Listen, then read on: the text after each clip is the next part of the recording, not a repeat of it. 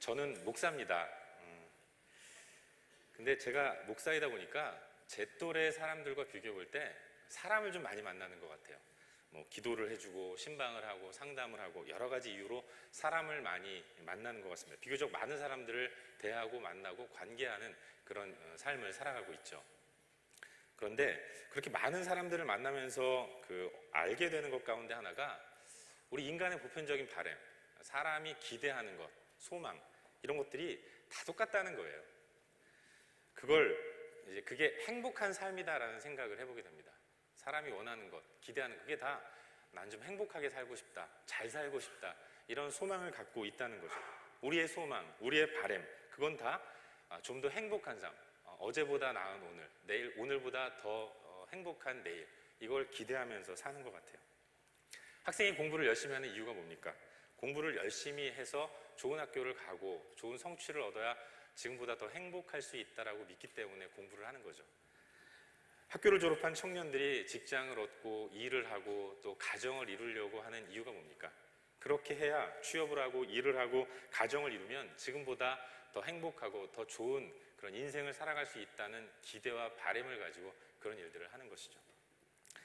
우리가 다 이민을 와서 낯선 땅에서 살아가고 있는데 우리가 이민 온 이유가 무엇입니까? 뭐 어떤 분들은 정신 차리고 왔더니 호주더라 이런 분도 계시는데 우리가 이렇게 이민으로 와서 살아가는 이유 이것 또한 한국에서의 삶보다는 좀 더 나은 삶, 한국보다는 호주에서 새로운 인생을 살아가면 좀 더 행복하지 않을까 이런 기대와 바람 때문에 결단을 하고 이민을 와서 이 땅을 살아가는 것 같아요.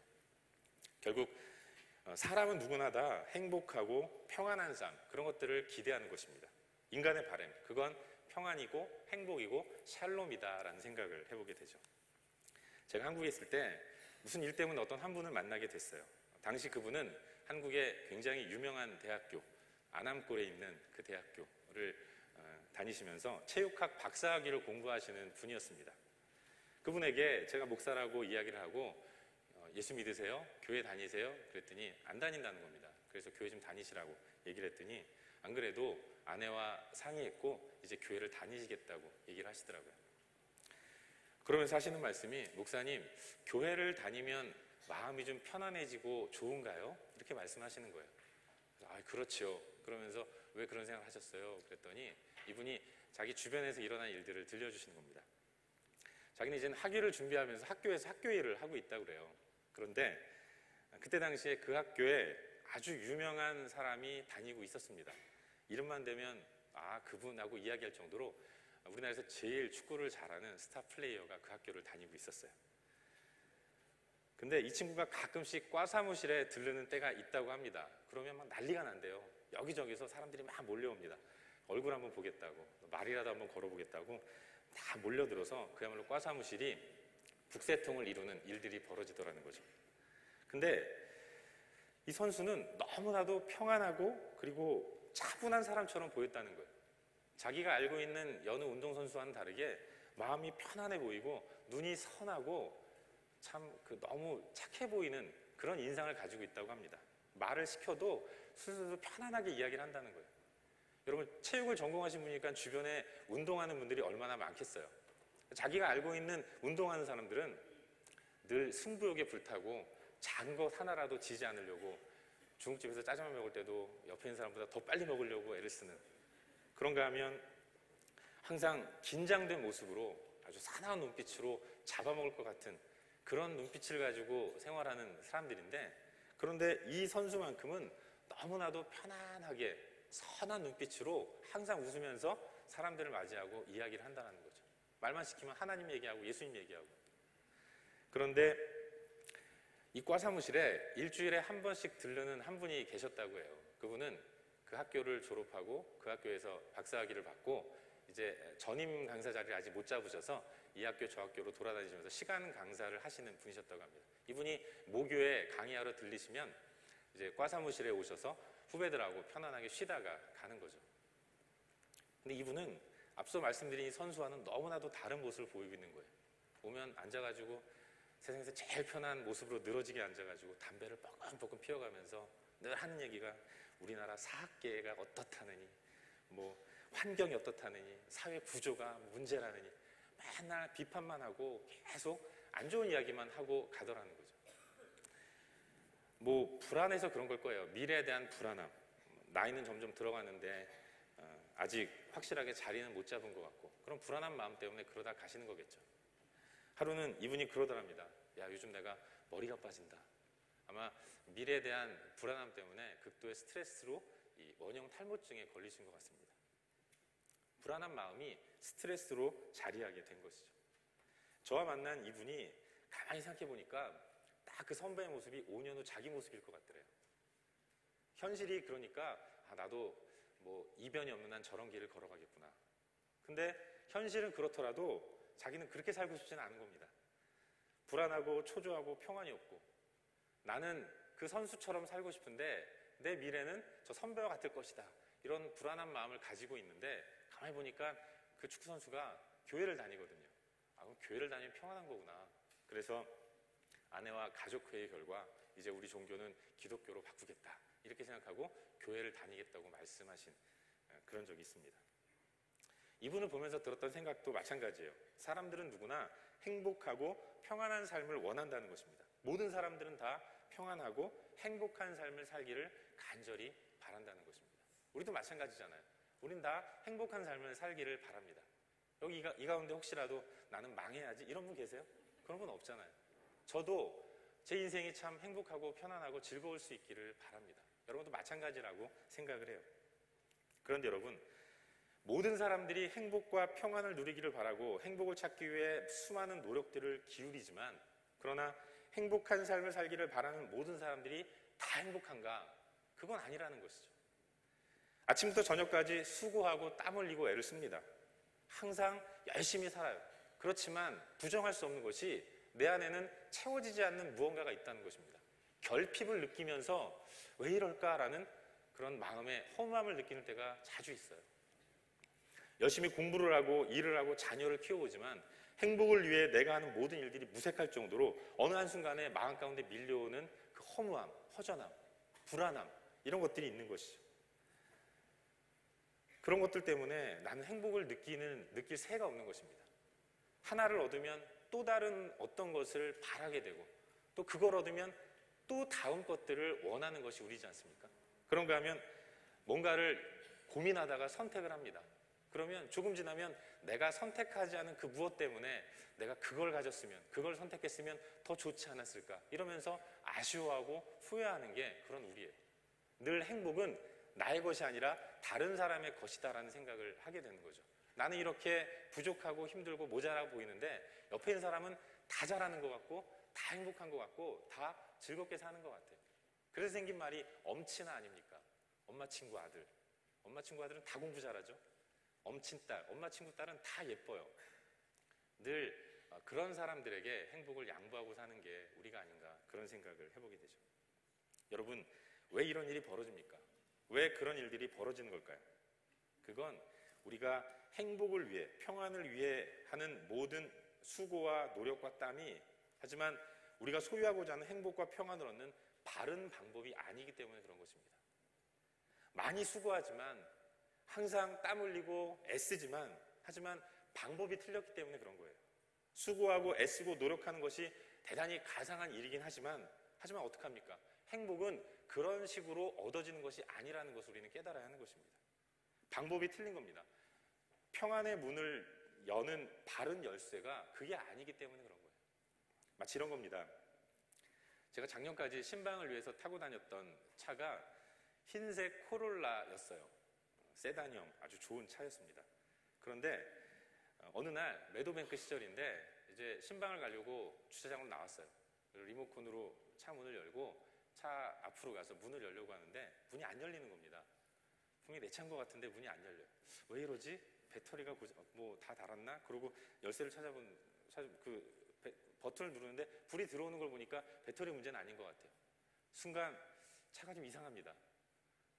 제 차 같지 않게 굉장히 깨끗한 거예요. 이상하다. 번호판을 봤더니 제 차는 AU35ML이었는데 그 차는 AU36ML이었던 것입니다. 똑같이 흰색 코롤라였어요. 아무리 같은 차종에 색깔이 같고 번호가 비슷하더라도 그렇지만 제 차의 문을 열 수 있는 열쇠는 하나밖에 없는 것입니다. 마찬가지로 우리가 소망하는 행복, 얻고 싶어하는 평안, 그것은 그걸 얻을 수 있는 방법이 존재하는 것이고 그 방법으로만 우리는 그 문을 열 수가 있는 거예요. 그렇다면 그 방법이 뭔가? 그게 바로 은혜입니다. 인간의 내면 가운데 충만하게 채워지는 그 평안, 그토록 갈망하는 평안, 그걸 얻는 유일한 방법은 다른 그 어떤 것이 아니라 바로 은혜라는 거예요. 수고와 땀과 노력이 아니라 은혜로 주어지는 것, 그게 평안이라는 사실, 우린 그걸 성경을 통해서 발견하게 되는 것이죠. 오늘 우리는 베드로 사도가 초대교회에 흩어진 유대 그리스도인들에게 보내는 이 편지, 두 번째 편지의 서두 부분을 본문으로 삼고 말씀을 묵상하고 있어요. 이 보통 편지의 서두는 인사말에 해당하죠. 잘 지내느냐는 안부 인사와 함께 잘 살기를 바래, 이런 축복의 말로 꾸며지는 것이 여러 서신서에 등장하는 공통적인 내용입니다. 오늘 본문도 베드로 사도가 유대 그리스도인들에게 안부 인사를 전하고 축복하는 말이 기록되어 있어요. 우리 다 같이 본문 1장 2절을 한번 함께 읽어보도록 하겠습니다. 베드로후서 1장 2절 말씀 함께 읽겠습니다. 시작. 하나님과 우리 주 예수를 알므로 은혜와 평강이 너희에게 더욱 많을지어다. 예, 은혜와 평강이 너희에게 더욱 많을지어다. 베드로는 흩어져 나그네와 같은 그런 인생을 살아가는 초대교회 유대 그리스도인들을 향해서 이와 같은 말로 평안을 빌고 축복하는 그런 이야기를 하고 있는 것입니다. 그런데 여러분, 이 모든 서신서에 등장하는 축복의 말에는 항상 이 단어, 은혜와 평강, 이 두 단어가 항상 같이 나오고 있다는 겁니다. 평강을 비는 축복의 말은 언제나 은혜와 더불어 나오고 있다는 거예요. 로마서 1장 7절에 말씀하고 있습니다. 로마에서 하나님의 사랑하심을 받고 성도로 부르심을 받은 모든 자에게 하나님 우리 아버지와 주 예수 그리스도로부터 은혜와 평강이 있기를 원하노라. 고린도전서 1장 3절도 말씀하고 있어요. 하나님 우리 아버지와 주 예수 그리스도로부터의 은혜와 평강이 있기를 원하노라. 갈라디아서 1장 3절 우리 하나님 아버지와 주 예수 그리스도로부터 은혜와 평강이 있기를 원하노라. 다 그렇습니다. 에베소서 1장 2절 은혜와 평강이 너에게 있을지어다. 빌립보서 1장 2절 은혜와 평강이 너에게 있을지어다. 골로새서 1장 2절 은혜와 평강이 너에게 있을지어다. 데살로니가 전서, 후서, 디모데 전서, 후서, 마지막에 요한계시록까지 편지를 쓰는 사도들은 편지를 받는 성도들에게 항상 평안을 비는데, 축복하는데 축복의 말에는 항상 평강 앞에 은혜가 같이 나오고 있다는 겁니다. 성경에 나와 있는 모든 편지에 등장하는 축복의 말, 평강을 빌고 행복을 비는 축복의 말에는 언제나 이와 같이 은혜라는 말이 같이 붙어 있다는 거예요.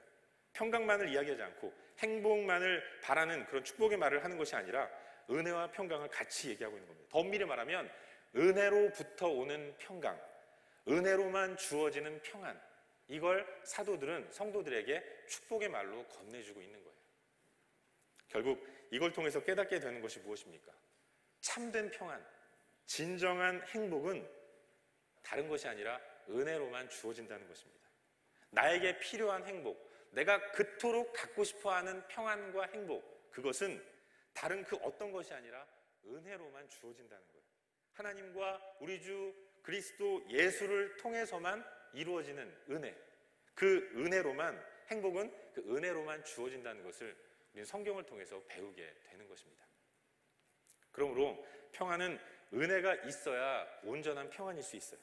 은혜가 없는 평안, 은혜 아닌 것으로 누리는 평안, 그것은 온전한 평안일 수 있고 영원히 지속되는 평안일 수가 없는 것입니다. 그렇다면 여러분, 은혜란 무엇일까요? 평안을 가져다 주는 열쇠인 은혜, 그 은혜란 무엇인가? 은혜란 값없이 거저 주시는, 받을 자격이 없는 사람이 그냥 얻게 되는 것을 은혜라고 해요. 공짜로 주어지는 것을 은혜라고 합니다. 내가 어떤 수고와 노력을 기울이고 애쓰고 힘써서 얻는 것, 그게 은혜가 아니라 그냥 주어지는 거예요. 내가 그걸 얻기 위해서 아무것도 하지 않았는데 그냥 주는 사람이 안겨준 것입니다. 그냥 받는 것, 그걸 은혜라고 얘기하는 거예요.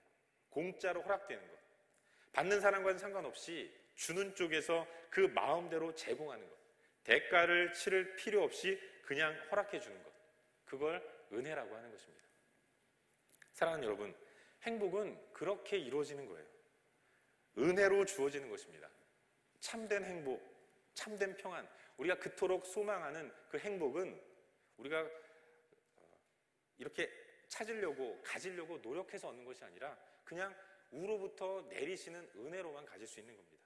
평안과 행복은 어떤 노력과 수고와 땀을 통해서 얻어내는 것이 아니라, 얻을 때까지 수고하고 노력하는 것이 아니라 그냥 받는 거예요. 내가 기필코 쟁취하는 것, 그게 아니라는 것을 성경을 통해서 배우게 되는 것입니다. 그럼 어떻게 얻는 건가? 바로 은혜라는 것입니다. 쟁취하는 게 아니라 그냥 받는 거예요. 하나님께서 주셔야 얻을 수 있는 것입니다. 내가 아무리 갖고 싶다고 해도 하나님 주시지 않으면 행복은, 평안은 그건 가질 수가 없는 것이죠. 내가 내 힘으로 얻는 것이 아니라 좋으신 하나님이 그 깊으신 뜻대로, 그 깊으신 은혜대로 허락해 주시는 거예요. 그것이 우리로 하여금 참된 평안과 진정한 행복을 얻도록 만든다는 사실, 우린 그걸 기억하고 믿음으로 나아가야 하는 것입니다. 그렇기 때문에 우리가 참으로 행복하기를 원한다면 다른 그 어떤 것보다도 먼저 하나님 앞으로 나아가야 합니다. 내가 간절히 행복하기를 소망한다면, 그 행복을 얻기를 원한다면 주 앞에 나가서 주님을 향해 온전하게 엎드리는 삶, 주님을 주목하고 주님을 바라보면서 주님 의지하고 긍휼을 구하는 삶, 우리가 행복을 위해 할 수 있는 게 있다면 그것밖에는 없는 거예요.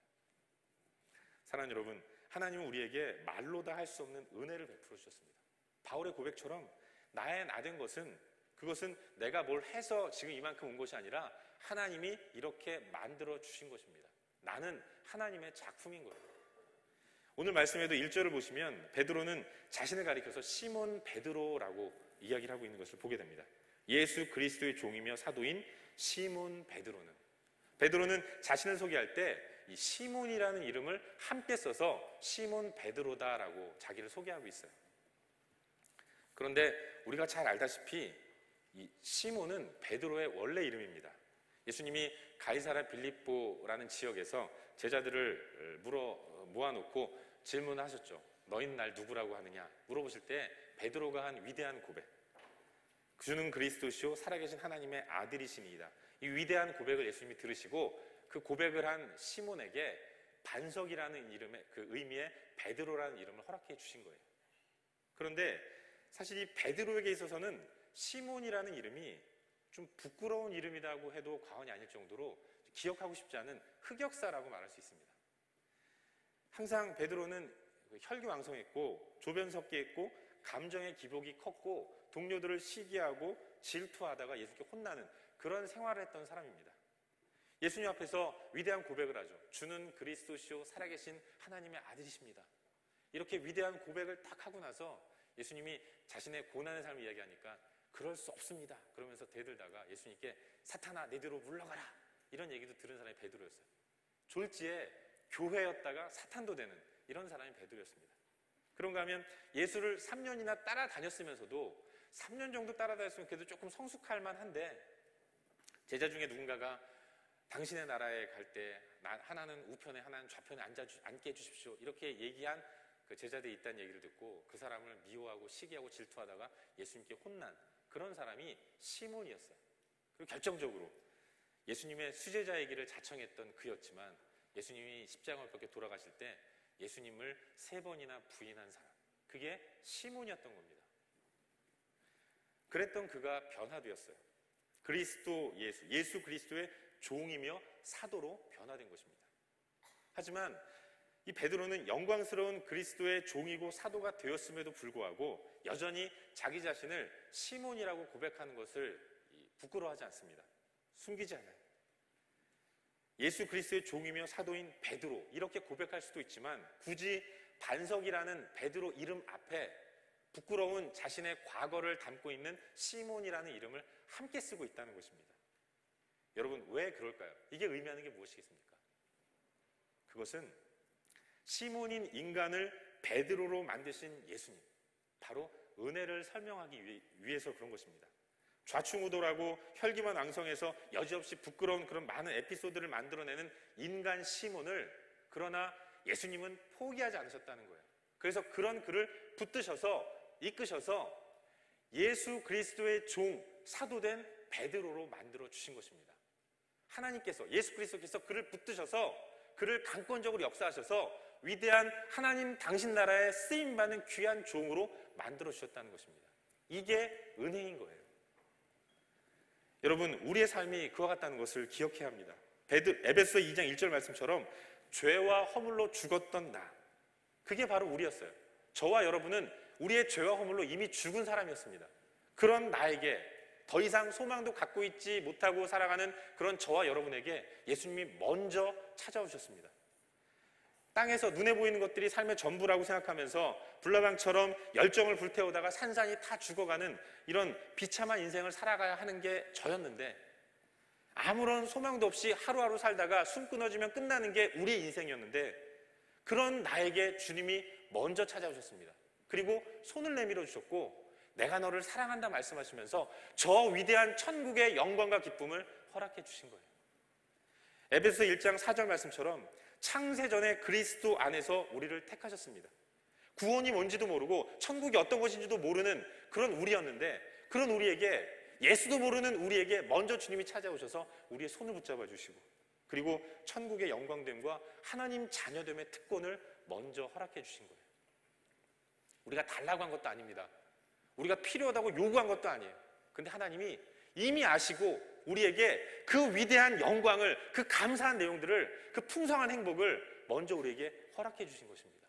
나는 받을 자격이 없는데, 나는 그 어떠한 노력과 힘으로도 그 천국을 소유할 수 없는데, 그래서 늘 비참한 가운데서 허무함을 느끼면서 결핍을 느끼는 가운데 괴로워하는 삶을 살다가 그렇게 인생을 마감해야 하는데, 그런데 주님이 먼저 찾아오셨고 우리를 구원하신 것입니다. 그게 은혜인 거예요. 여러분, 우리가 뭘 했다고 구원받고 천국 가게 됐습니까? 우리는 아무것도 한 게 없잖아요. 여러분, 우리 가운데 그렇게 당당하게 천국 들어갈 수 있는 자신 있으신 분 계십니까? 우린 다 연약하고 부족한 사람들이잖아요. 어떤 분이 그러시더라고요. 호주 와서 막 사는데 일이 안 풀리는 겁니다. 하도 답답해서 본다인지 맨리인지 비치에 가가지고 바다를 바라보면서, 하나님, 내가 뭘 그렇게 잘못해서 이렇게 나한테 힘들게 하십니까? 그랬더니 하나님 음성 같은 게 들려오는 것 같더래요. 그럼 넌 뭘 잘했냐? 우리가 그런 겁니다. 여러분, 아무것도 없는 겁니다. 그런데도 구원해 주신 거예요. 그래서 은혜인 것입니다. 받을 자격 없는 그런 나에게 공짜로 허락해 주신 것, 그게 은혜인 것이죠. 이 은혜를 깊이 묵상하는 가운데 찾아오는 것이 평안이에요. 아무런 소망도 없이 비참하게 살아갈 나였는데 그런 나를 구원해 주셨구나, 소망을 주셨구나. 그 은혜에 대한 감사, 그 감사로부터 터져나오는 것이 평안이고 행복인 것입니다.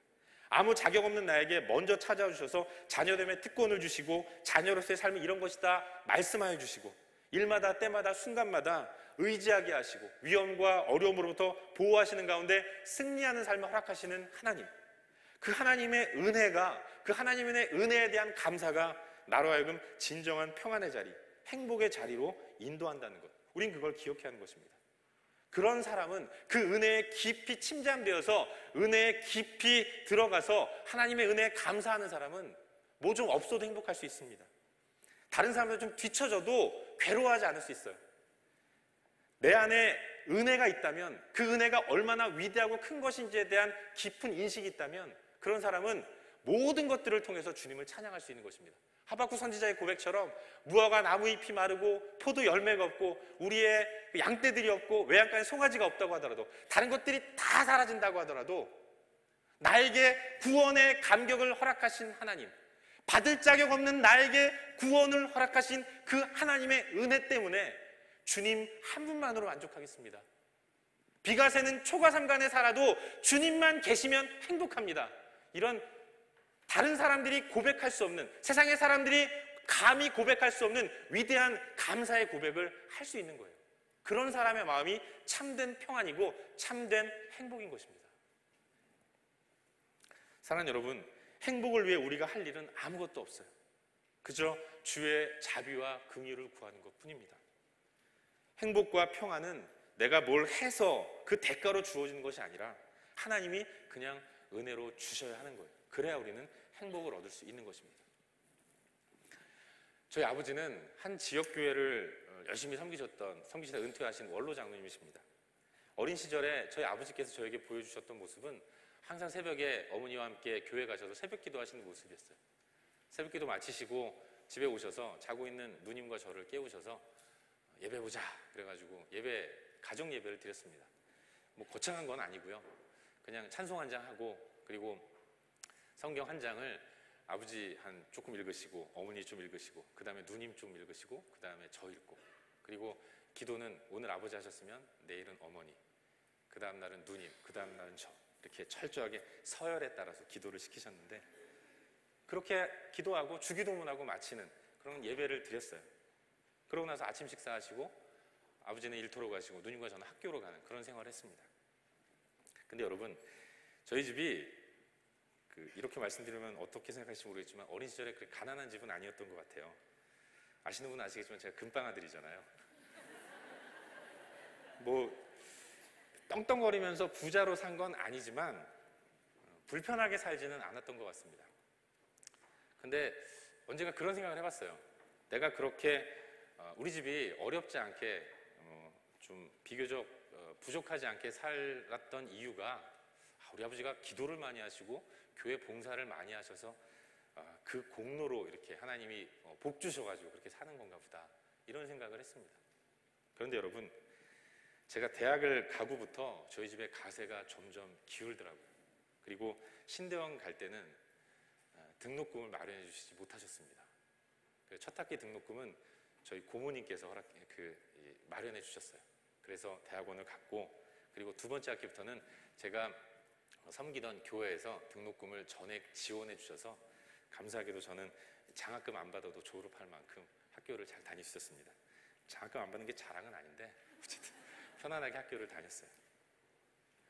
근데요 여러분, 그때에도 저희 아버지는 항상 새벽에 교회 가셔서 기도하셨습니다.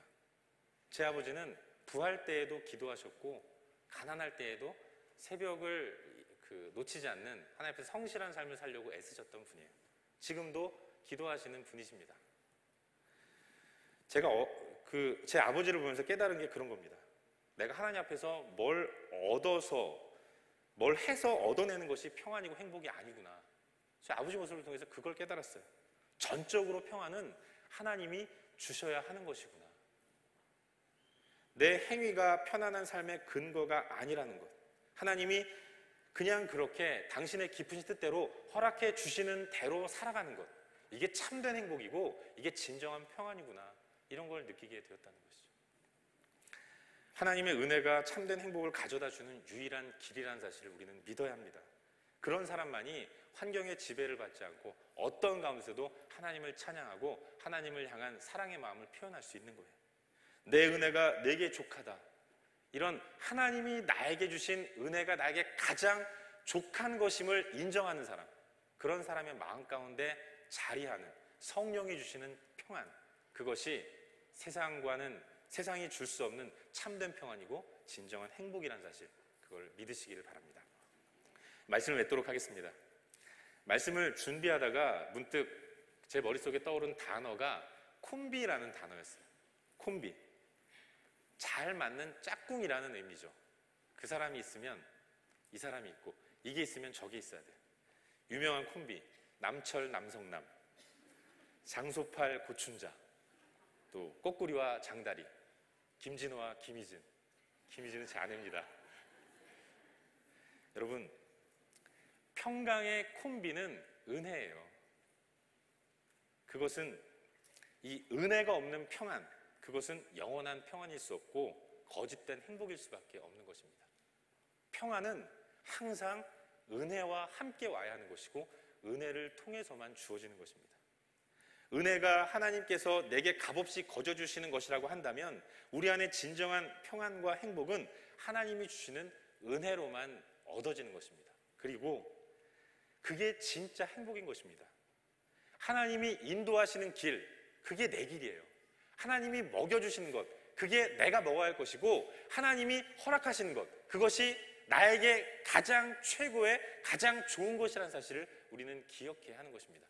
좀 내 마음에 안 들어도, 좀 입에 쓰더라도, 좀 용납할 수 없고 동의하기 힘들어도 결과적으로 궁극적으로는 그 길이 나를 가장 잘 아셔서 나에게 가장 적합하고 가장 좋은 것으로 채우시는 하나님의 손길이라는 것, 우린 그걸 후에는 인정하게 되는 것입니다. 그래서 은혜로 얻어지는 평안만이 진짜 평안이고, 하나님께서 나에게 이와 같은 것들을 허락하셨다면 그 하나님을 신뢰하는 마음으로, 현실을 바라볼 때는 동의할 수 없고 인정할 수 없고 괴롭고 힘들다고 하더라도 이걸 통해서 하나님이 나에게 가장 최고의 것으로, 가장 좋은 길로 인도하실 것이다라는 하나님에 대한 신뢰의 마음을 가지고 용납하고 받아들이고 억셉트할 때, 그때 마음 가운데 성령이 주시는 참된 평안을 누릴 수가 있는 것입니다. 사도는 흩어져 있는 그리스도인들에게 평안을 빌었어요. 그러나 사도가 빈 평안은 은혜로 인한 평안이었습니다. 세상의 평안, 세상이 사람들이 허락하고 또 제시하는 평안은 열심히 수고하고 노력하고, 때로는 다른 사람을 밟고 그 사람을 밟아서 그 사람 머리 위에 올라가서 그 사람을 슬프게 하고 아프게 해서라도 얻어야 하는 평안이라고 이해하지만, 그러나 사도가 비는 평안, 우리가 얻어야 할 평안, 우리가 누려야 할 평안은 하나님이 값없이 거저 은혜로 주시는 평안입니다. 그리고 그 평안이 나에게 가장 풍성한 그 행복을 가져다 준다는 사실을 기억해야 하는 거예요. 은혜로 누리는 행복, 성령으로 인한 행복, 환경이 어떠든지 예수님 때문에 행복한 풍성함, 광야 한가운데서 찬양을 하게 만들고 기쁨으로 노래하게 만드는 그 진정한 행복, 하나님께서 당신의 독생자이신 예수 그리스도를 죽이시면서까지 우리에게 허락하신 저 하늘의 평안과 행복, 그걸 은혜로 우리는 받아야 하는 것입니다. 그것이 참된 평안이라는 사실을 기억해야 하는 거예요. 바라기는 주님 한 분만으로 만족하는 믿음의 삶을 살 수 있기를 주의 이름으로 축원합니다.